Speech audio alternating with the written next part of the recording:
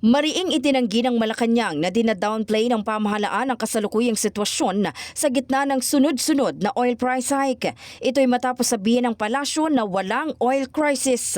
Ayon kay Palace Press Officer Claire Castro, sapat ang supply ng langis sa bansa at ang nararanasan ay price disruption na dulot ng tensyon sa Middle East.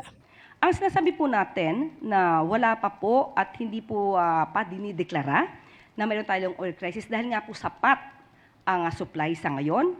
Most probably, according to Secretary Sharon, ang nagkakaroon lamang po ng issue ay tungkol sa presyo.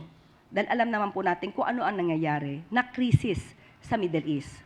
Ayon kay Castro, batay na rin sa paliwanag ni Energy Secretary Sharon Garin, may tuturing lamang na may oil crisis kung bababa sa itinakdang minimum na 15 days ang supply ng langis at tumanggi ang mga supplier na mag-deliver. Iginiit pa ng palasyo na patuloy ang hakbang ng pamahalaan upang matiyak na hindi mapuputol ang supply ng langis, kabilang ang pakikipagnegosasyon para sa karagdagang fuel imports.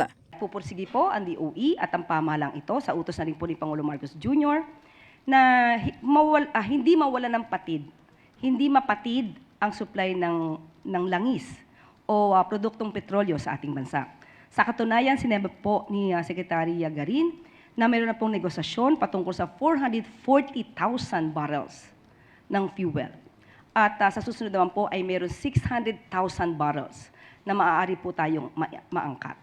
Ayon naman kay Pangulong Ferdinand Marcos Jr., kabilang ang China sa mga kinakausap ng pamahalaan para sa posibleng supply arrangement kasama ang India, Japan, Thailand, Brunei at South Korea. Ipinaliwanag din ng Malacanang kung bakit agad sumasabay ang presyo ng langis sa galaw ng global market kahit mas mura ang naunang bili ng mga kumpanya. Ayon kay Castro, sa ilalim ng Oil Deregulation Law, ang presyo ng petrolyo ay nakabase sa kasalukuyang international prices at hindi sa dating presyo kung kailan ito binili. Under the deregulated downstream oil industry framework, base na rin po sa RA 8479, ang oil companies po na presyo ng produkto nila ay babase sa prevailing international benchmark prices, primarily mean of Platts Singapore or MOPS, sa bawat pricing cycle.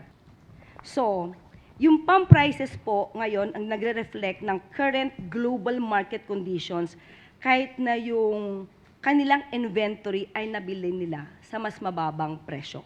Dagdag pa ng Malacanang, hindi direktang kinokontrol ng DOE ang presyo ng langis.